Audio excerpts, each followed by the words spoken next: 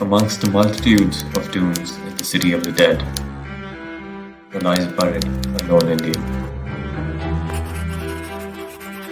an eminent scholar, a writer, a debonair statesman, a leader of the Indian freedom movement.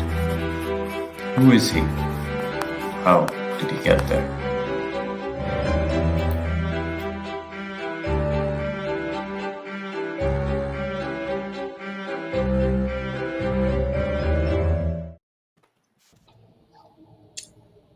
Good evening, everyone. On behalf of Simon & Schuster India, I welcome you all to the launch of NS Vinodh's Forgotten Ambassador in Cairo, Life and Times of Syud Hossain. Without wasting any time, I want to first thank Vinodh for writing this book, for this meticulously researched, wonderful book about a personality who played such a pivotal role in India's freedom movement, but somehow hasn't been talked about as much as he perhaps deserved to. So thank you, Vinodh, for doing that. Hopefully, once people read this book, that will change. I'll also quickly thank Priya Doraswamy, who is not only the agent of this book, but without whom this book wouldn't have been possible. And I'm sure Vinodh will agree. She's the one who recognized the possibilities of this story and brought it to us. So thank you, Priya. And of course, we have with us Hindol Sengupta, who I'll introduce you in more detail very quickly.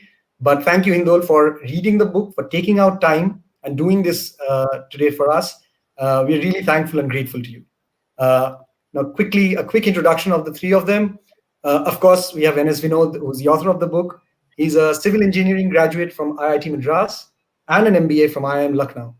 In a corporate career spanning 25 years, he has held senior positions in corporate real estate with leading multinational financial services companies such as ANZ Grindlays Bank, HSBC, and Fidelity Investments. He opted for early retirement to start his own boutique real estate company, as well as pursue his passion of traveling and history. He is married to Sheila, and they have two sons, both based in the United States. He is based in Bangalore. We, of course, have with us Hindol Sengupta. He's a multiple award-winning author of 9 books. He is Vice President and Head of Research at India's National Investment Promotion Agency, Invest India, under the Ministry of Commerce. He's the only Indian to have won the Wilbur Award given by the Religion Communicators Council of America for his book Being Hindu in 2017. His latest book, The Man Who Saved India, Sardar Patel and His Idea of India, won the Value of Words Award for Best Non-Fiction Book of the Year in 2019.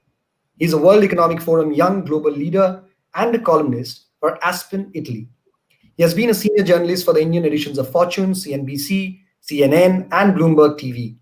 He's co-founder of Grin Media Network, which focuses on telling the civilizational story of India for the world. Thank you once again, Hindol. And of course, we have Priya Doraswamy, whose love for books, people, and background in law makes her career as a literary agent the perfect fit for her passions and talents. Priya enjoys working with publishers and writers from around the world.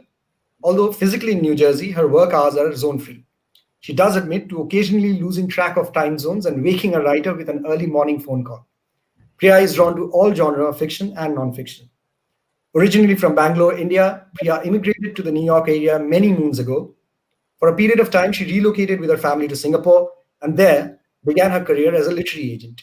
She founded Lotus Lane Literary in May 2013 and continues her journey with writers and publishers.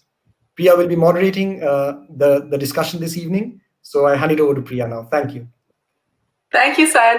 Thank you, Shayantan, for that lovely introduction. I have my champagne early in the morning. I know we're in different time zones, so good evening, good afternoon, good morning, viewers from everywhere, and thank you for joining this wonderful celebratory launch for this brilliant book, Forgotten Ambassador in Cairo, by NS Vinodh. Before I dive in and before we start this exciting discussion, I just want to say a huge thank you on behalf of Vinodh and myself to the excellent team at Simon & Schuster, the ACE editorial team of Shayantan Ghosh, Megha Mukherjee, Himanjali Sankar, and the very dynamic publicity and marketing team of Shobita Narayan, Abhay Singh, ACE designer Mridu Agarwal, the Chief honcho, of course, Rahul Srivastava, and all of the other on-ground folks at Simon & Schuster who made and making this book the hit it deserves to be. I'm also thrilled and privileged to have two of my beloved writers today in conversation. Vinodh, Hindol, thank you. And before I jump in, the format of this event would be that we'd be in conversation for about a half an hour, and then we'll be taking questions. And the idea is to wrap this up in about, let's say, 45 minutes to about 50 minutes. Okay, so jumping right in, Vinodh, congratulations on writing this book. I can say it with much bias. It is a fantastic book. But I wanted to know why Syud Hossain, why write about someone nobody knows about, who passed away at least 70 some years ago, and why and how is it relevant to us today? Great. Thank you, Priya, and thank you, Hindol, for joining us. So the whole story of Syud Hossain began when I traveled to Cairo with family. And there the guide took us to his tomb. And I didn't realize who it was when I first entered the tomb. And then I saw the inscription, Syud Hossain, first Indian ambassador to Egypt. I had heard of the name before, but I found that tomb in such a despicable state. It was badly maintained. There was actually old furniture and all that kind of thing, not just on the compound, but on his tomb. So then I started researching about this person. Very interesting. Why was he buried in Cairo and why not in India? And then I found a person who was so very fascinating. He normally, the popular story that one hears of him is that he was briefly married to Vijayalakshmi Pandit, who was Jawaharlal Nehru's sister. But there was a lot more about him that I found out, that he was actually sort of, in a way, exiled to the United States. He arrived in the United States exactly 100 years ago. So that was in 1921. And then he took up the cause of both civil rights of Indians in America, as well as being Gandhi's representative in the United States to advocate the cause of Indian independence. And he did it pretty much alone. So there was hardly any organizational or other support that he got. Pretty much a lone ranger, I would say. And then subsequently, this whole thing sort of culminated when President Truman signed the Loose Cellar Bill in 1946, which actually gave Indians the right of citizenship.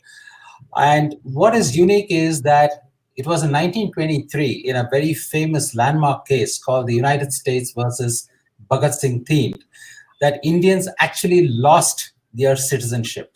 So the United States denaturalized Indians who were already citizens of the United States, and many of them lost their property on that account. And this was then reversed, and citizenship rights for Indians were finally given in 1946 by the Loose Cellar Bill. So Syud Hossain and some of his associates were responsible for this, and in fact fought very hard to get this done. And the consequence of this was that in 1955, Dalip Singh Sound, a Democrat congressman from California, was the first Asian American congressman, and he was elected to the House of Representatives. So when Kamala Harris today is the Vice President-elect of the United States, she has this background behind her. Syud Hossain and his associates, J.J. Singh and so on, with Dalip Singh Sound. So she has a huge background of these people who fought for what she is today.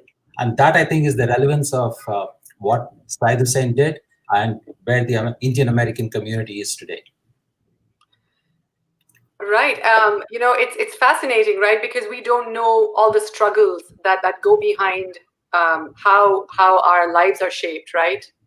Whether we're immigrants, whether we're not, whether we're still in our home country.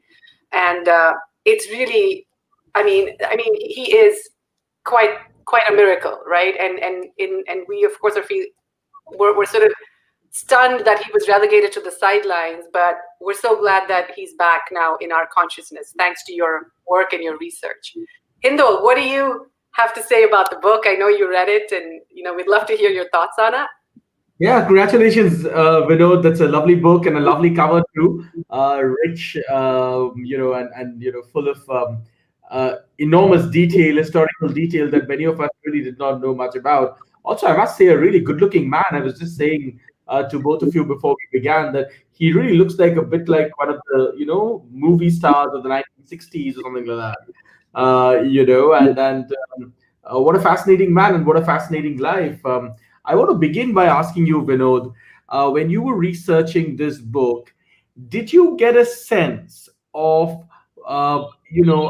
Said Hussein's relevance as a diplomat in a time of great turmoil of Indian history? And did you ever gauge a sense of what his worldview really was, and indeed what his vision of somebody like him, a sort of early diplomat in a sense of India, what his viewpoint or his worldview for the world, and indeed what was his projection of India into the world? So I would say that Syed Hussein's foray into international affairs began pretty much early in his career when he was sent in 1920 as one of the members of the Khilafat delegation to meet the Prime Minister of England. The mission, of course, was not successful. But then after that, he went to the United States. And then, of course, he championed Indian rights and so on. But he always had this international view. And in 1936 and 1937, he actually undertook a world tour. He went to all the places which were critical at that time in sort of what was happening around the world. Now, this was the time when Hitler had just invaded Poland and the Second World War was imminent. There was trouble brewing in Ethiopia. There was trouble brewing in Spain. There was a war going on in China and all of this. So he went to every one of these places and actually became something of an expert in international affairs. And when the Second World War began, a lot of American radio channels actually asked him to be an expert commentator on world affairs, to sort of give them a view of what Japan was up to and what it would do in World War II. And what he predicted actually was pretty accurate, because he said that Japan may actually join the war, and it did in 1941 when it bombed Pearl Harbor. So once India gained independence, I think it was sort of Jawaharlal Nehru recognized his skills both as an expert in world affairs, particularly in affairs concerning the Arab world, and he was made the first ambassador to Egypt. And it was with Egypt that India had its first diplomatic relations in the Arab world. His time in Cairo, of course, was very short. He was an ambassador for just 1 year, but I think he made a sort of a significant foray into India's diplomatic activities in that region. That was again a critical time. There was India had its first war with Pakistan in 1948. There was a police action in Hyderabad. So all this, the whole Muslim world was up in arms against India at that time. So India had to play a sort of a balancing role, a very delicate role, in sort of balancing its own interest with that of friendship with the Muslim world. No, that's a really interesting point, and I just wanted to segue into that point because we are again at a very interesting juncture of our engagement with the Muslim world or the Arab world. As you know, under Prime Minister Modi, India is in a sense reinvigorated in some ways its ties with the Gulf, or the world of the Gulf, so to speak, right? With many visits and many and much dynamic activity of India in places like the UAE and other parts of the Gulf world, and indeed, of course, also in Israel. And I wonder, when you juxtapose these two things, when you're talking about Syed Hussein's world, I mean, here is a man who's really in the Nehruvian mold, in a sense, right? Here is a man who's, in a sense, trained to be a British gentleman, and you talk about it with much hilarity and charming detail in the beginning of the book. And he, in a sense, sees the world through, would you say, a Nehruvian perspective? And indeed, if he does, I wonder what he made of India's engagement with the Arab world, and how he saw India. Did he see India as being a critical player in the Arab world?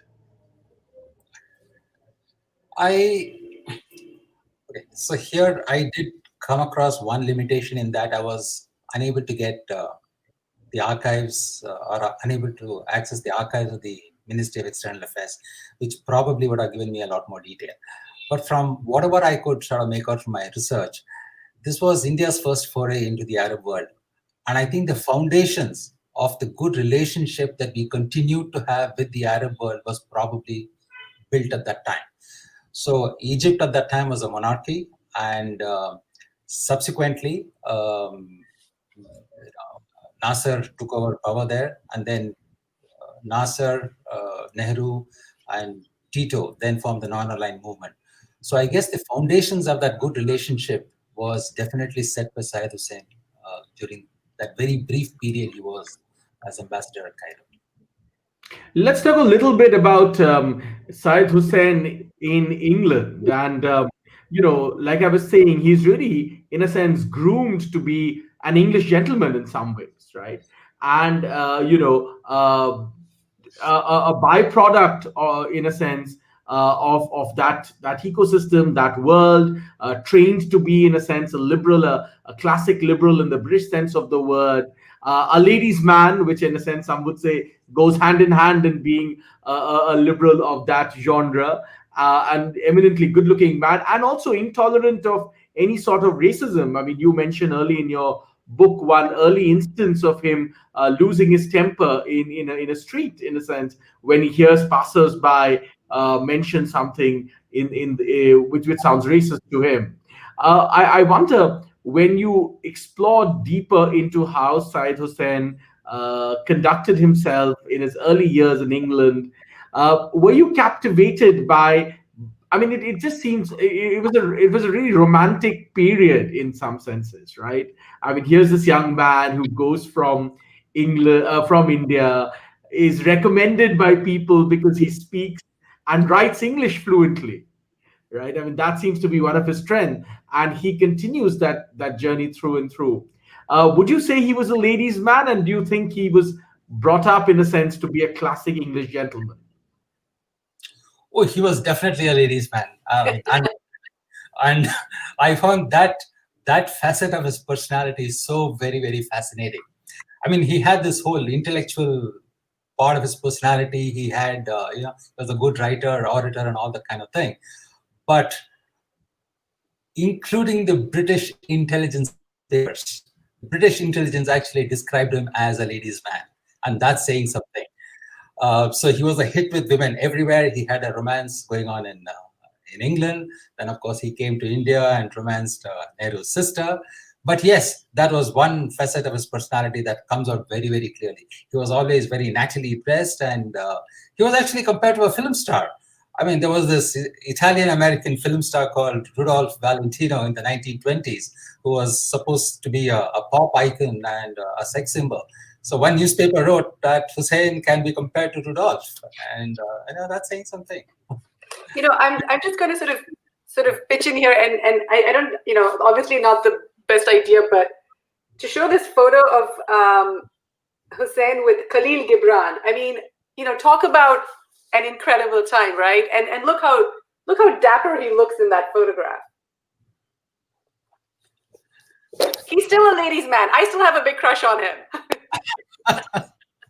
And on that note, maybe we should talk a little bit about the many romances in the life of Syed Hussein, and indeed the one great love of his life. You mentioned that, and I don't want to give away any of the secrets of your book, so maybe it's better for you to talk about it. And it does seem, when I read your book, that he held on to one flame at least till the end of his life, and that impacted his personal life deeply. And I wonder if you want to tell us a little bit about that. Okay, so I won't tell much about it. I think people should read the book. But the fact is that he did have a love affair with Vijay Lakshmi Pandit. She was known as Sarup Nehru at the time. And he got married to her, but it was annulled, due to the pressure of Motilal Nehru and Gandhi. That was a very significant event in his life, because he then had to exile himself out of India for a number of years. He left India in 1920, came back on a short visit in 1938, and then came back finally one day in 1945. So it was a long exile. So I think both Vijayalakshmi Pandit and Syed Hussain had some kind of an affection still left. So I won't say more about it, but I think the book brings out their sort of respect for each other and how they sort of teamed up in the United States for the cause of India's independence. I told you your book will, only sell lots of copies if you give people details about people's romantic life. Because even as you were speaking, I saw one of the people who's watching this conversation, Pooja Bhattacharya, pipe in and say, "Please give us more details about a romantic anecdote." So there you are.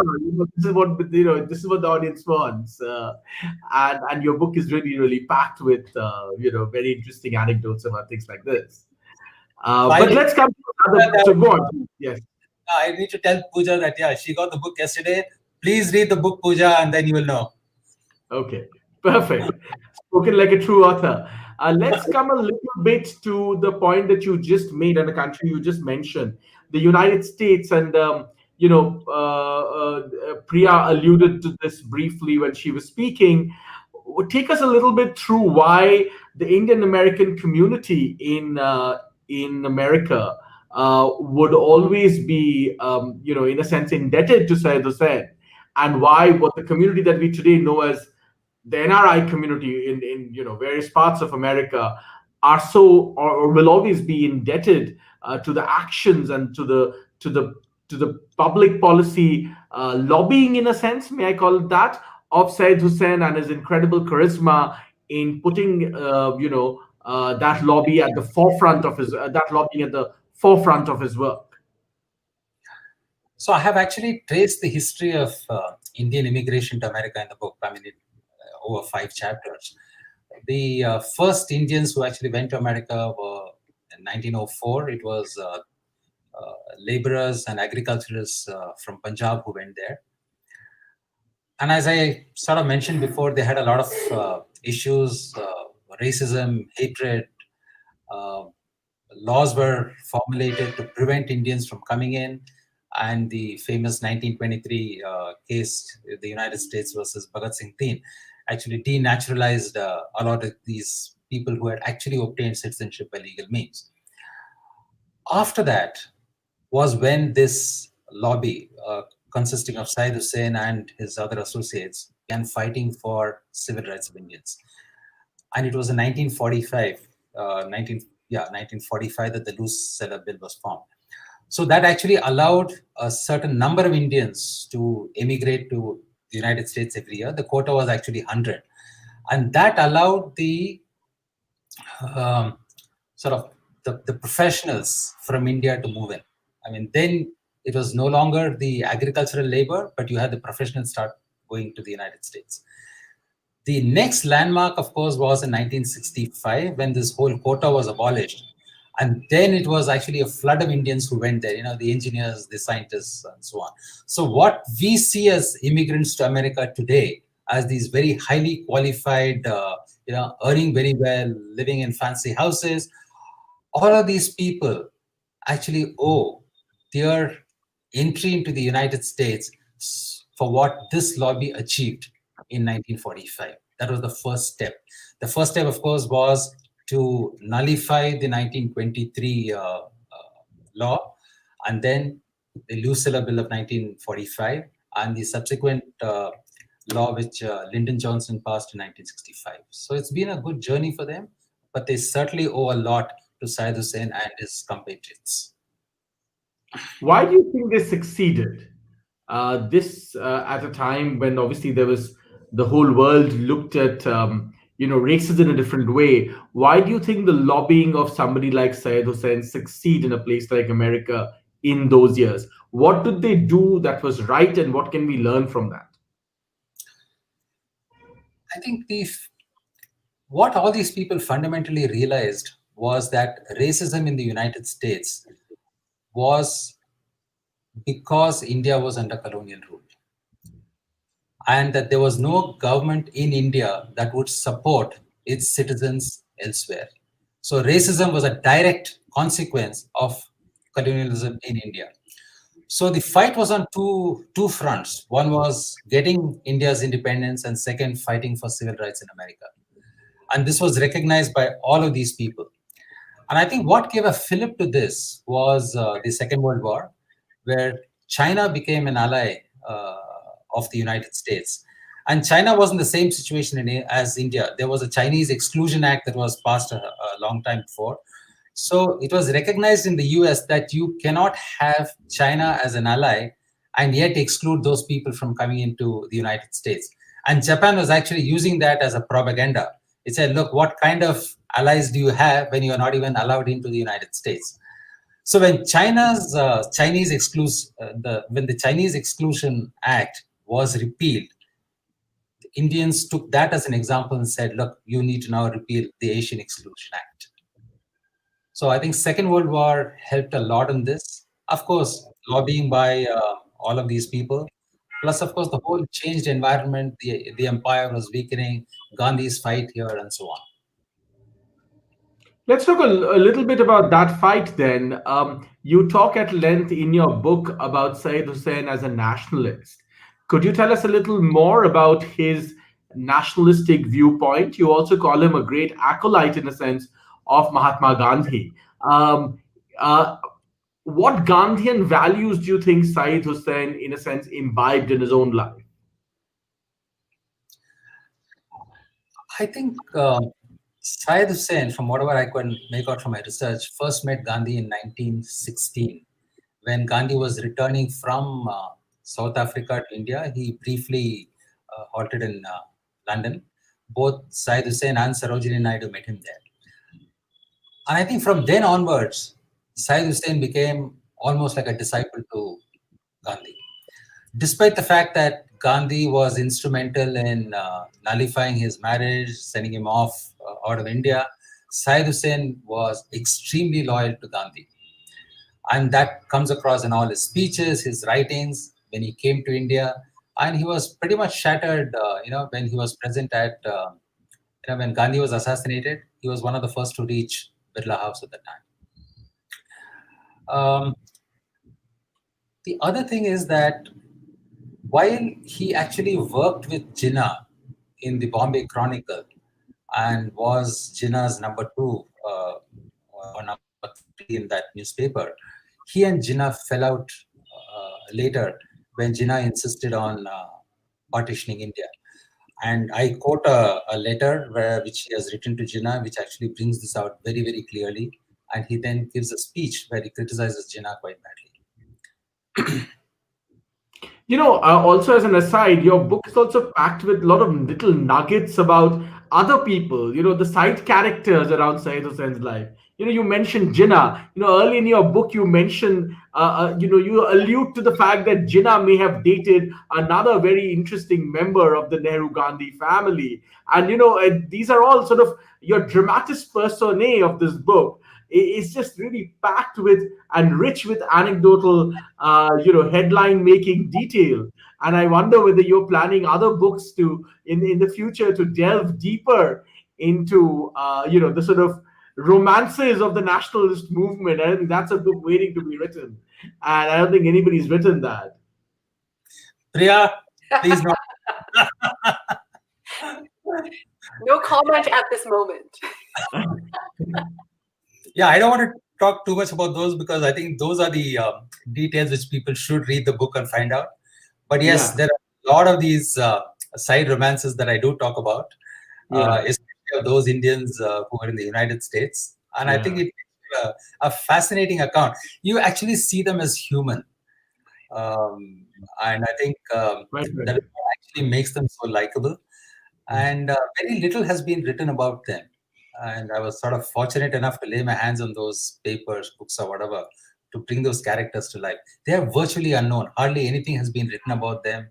Hardly anyone talks about them. But they are those, little-known heroes of India. And I'm sort of glad that I brought them to life. Fascinating. I also want to, even as we come towards the end of this conversation, I want to talk to you a little bit about the Muslim identity of Syed Hussain, right? I mean, he was of course a British gentleman in many ways. He was of course a product of his time, very Nehruvian in a sense in his approach. One of the people you didn't mention, it occurred to me when I read your book, was you said that Jinnah and Nehru, of course, and many others were products of the great inns in London. Well, the other person who was a product of that place, of course, was Sardar Patel, right? I mean, who also went to study and become a barrister exactly from the same place, but quite a different temperament, may I say, from say Nehru or Syed Hussain and so on and so forth, right? And I wonder if you could talk a little bit about the privileges of Syed Hussain, right? I mean, he, after all, came from an extremely illustrious family, a family of great wealth and privilege. Now, it could be argued at what point the family lost some of its wealth and so on and so forth, but there is no doubt that he came from a great lineage, right? And I wonder, if you look at his trajectory and his life, we talk so much about privilege today. And I wonder whether you want to talk a little bit about, I mean, in what sense was he really a product of his time? And it's very difficult to replicate somebody like him, even in diplomacy. And I'm thinking today, say, of Sayyid Akbar, Akbaruddin, who's one of our great diplomats in the UN. And we don't really see diplomats cut from the same cloth anymore. He's just a product of a particular time and of a particular polish. And I wonder whether you would like to reflect a little bit on that. Okay. So Syed Hussain actually hailed from Persia, and his ancestors were nobles in the Mughal court, and they moved to Dhaka, where they were landowners, and they continued the Mughal culture there. And Syed Hussain's father-in-law was Nawab Abdul Latif, who was a great reformer, educationalist, and the Alia University in Calcutta today owes its reforms to what this person carried out. So they were definitely nobility, they had wealth, they had culture, they were connoisseurs of Persian poetry. So this was his background. And then, of course, he went to England, studied at Lincoln's Inn, though, of course, he didn't qualify himself. He preferred to be a journalist rather than a lawyer. But if you see the sort of the milieu from which he came and where he studied, and the kind of people whom he associated with in England, it was Jinnah, Sarojini Naidu, Muhammad Ali, Bernard Shaw, H.G. Wells. I mean, these were the people who were his closest friends in England. I mean, intellectuals, left-leaning people. And it's no surprise that he sort of fitted into what was then the Congress culture of Motilal, Jawaharlal, Gandhi, Jinnah, all of these people. And it sort of made that job of his far easier because he belonged to that sort of part of society where all these people, sort of a very familiar society that he belonged to. But also terrifically intelligent, right? And I would say, at every juncture of his life, and and you say in your book, it's almost like a Shakespearean tragedy in some sense, right? Like what could have been of him and what happened to him. But I feel like at every point in his life, from what I've gleaned in your book, his heart was always in the right place, right? And I think that's the sort of romance about Syed Hussain, which I found to be so endearing, right? I mean, for everything that he went through, right, he still had this unshakable love for his country, right, in that true sense, and for what he believed in. And I think that's what makes this book or him, or should be immortalized, right? Where I think so many of us lack that idea of what it means to have your heart in the right place at all times. I think he believed in his principles, and he wouldn't care about a friendship if his principles were at stake. And that sort of comes through very, very clearly. Yeah. He remained a bachelor throughout his life. He had his fights. And interestingly, what I did was, I mean, I don't mention this in the book, but I actually sent his handwriting to a handwriting expert. And that person very clearly said that this is one person who will stand by his principles, whatever happens. A very, very rigid person as far as his principles went. And I think that was interesting. Yeah. Wow. Fascinating. In conclusion, then, in a sense, and maybe we should get in some audience questions. I see that we are just about 35 minutes into the interview. We have another 10 minutes. Maybe we should get in some other questions from people who are listening to this. But I want to, wrap up with one question before we open it up. I would like to know from you whether you believe that in a sense, Syed Hossain could be called, we talk about Renaissance men or Renaissance people, right? And in a sense, it seems to me that Syed Hossain was a Renaissance man. He was a very dapper, highly intelligent, clearly choosing the right profession, not law, but journalism. I couldn't resist that, of course, being a former Nice journalist one. myself.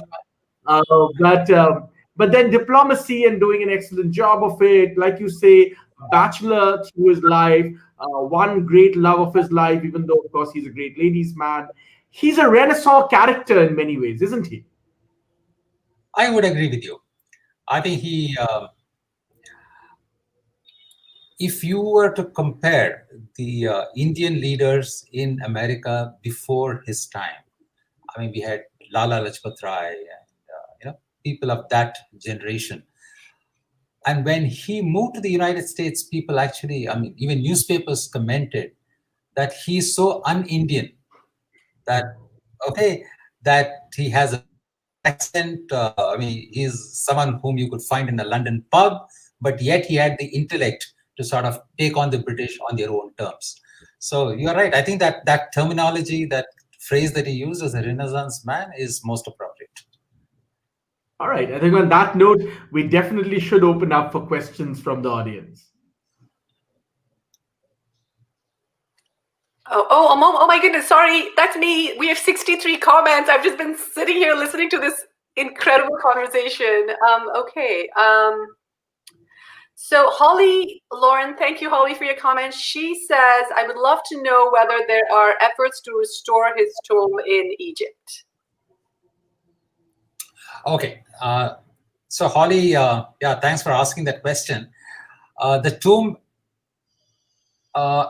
is not, I would say, in a dilapidated state. It was just badly maintained. But I believe, okay, I need to mention one thing, that his grandniece is actually the Princess of Jordan.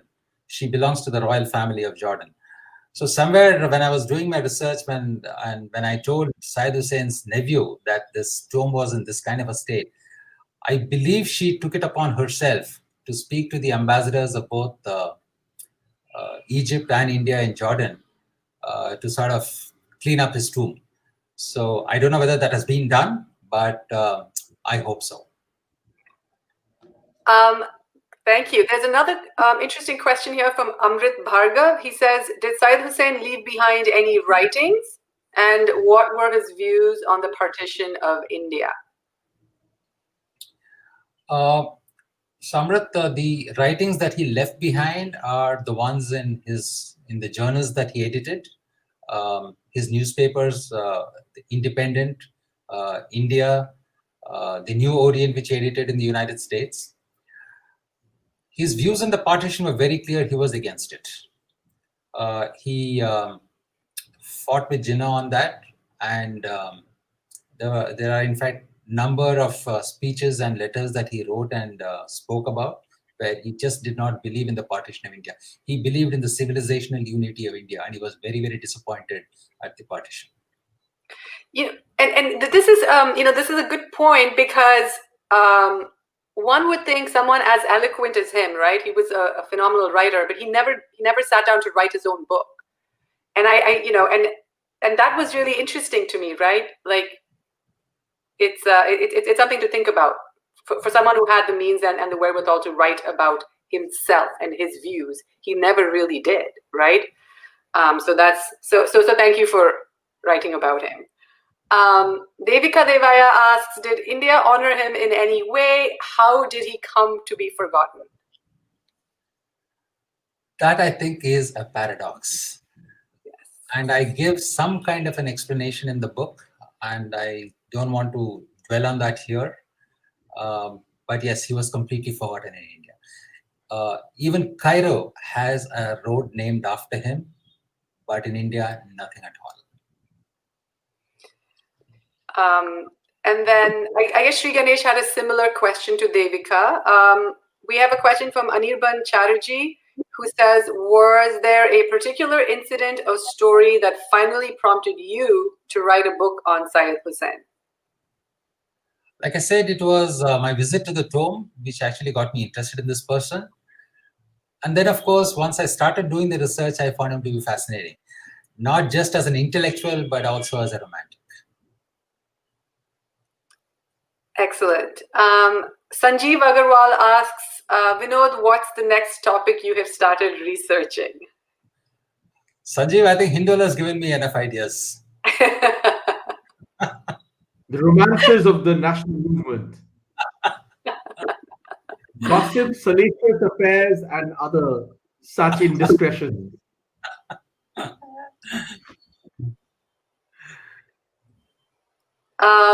I'm sorry, I'm just like scrolling through any more questions that might have popped up since we've been.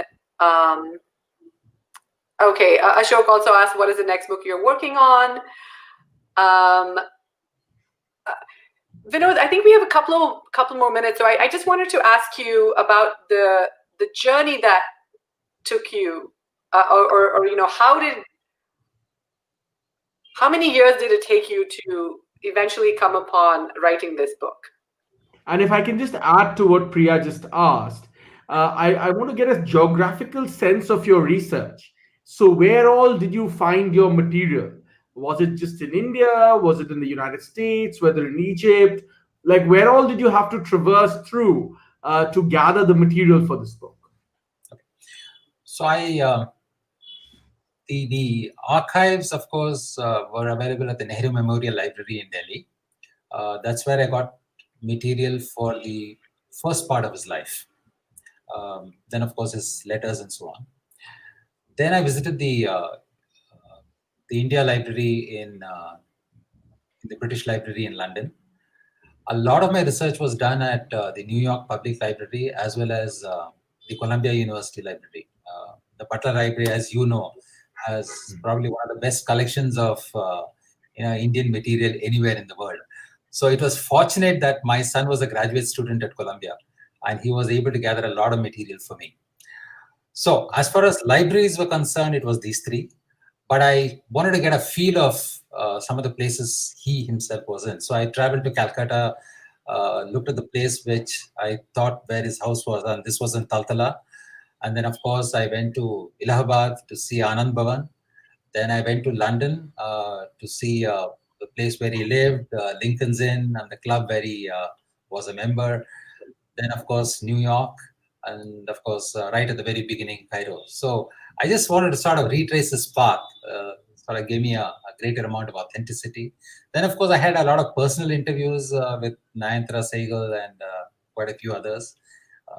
Met his nephew in New York. So all of these sort of added to the research that I did. Truly a feat, right? I mean, it's remarkable, and your doggedness of never giving up. So thank you for that. This is a story that had to be told, and I'm just so glad that you were the one to tell it. So I'm looking at time. I think we have one more question, perhaps, from Bala, who says, how would Syed have reacted today to today's Congress party and the current state of politics in India? So Bala, I think he would have been extremely disappointed with the Congress party of today. I don't want to make this a political discussion, but I think all of us do agree that the Congress party of today is a far cry from what Gandhi bequeathed the nation in 1947. Wonderful. So I think we are just about running out of time, but this was so lovely. Congratulations again, Vinodh, for writing this absolutely phenomenal book. We are. Right here. Yeah, I think the world is the better off for it. Thank you. And Wonderful. Congratulations. cheers once again, Hindol. Thank you so much for Thank being you. in Thank you very conversation. much. It was Thank you delightful. for having me. Great conversation. Thank you. Yes, and everyone out there, please buy the Thank book you. and read it. You will love it. The best $20 investment you can make. Thanks, guys. Okay. Thank you. Bye. Thank you. Bye. Thank you, Bye. everyone. Thanks for joining us.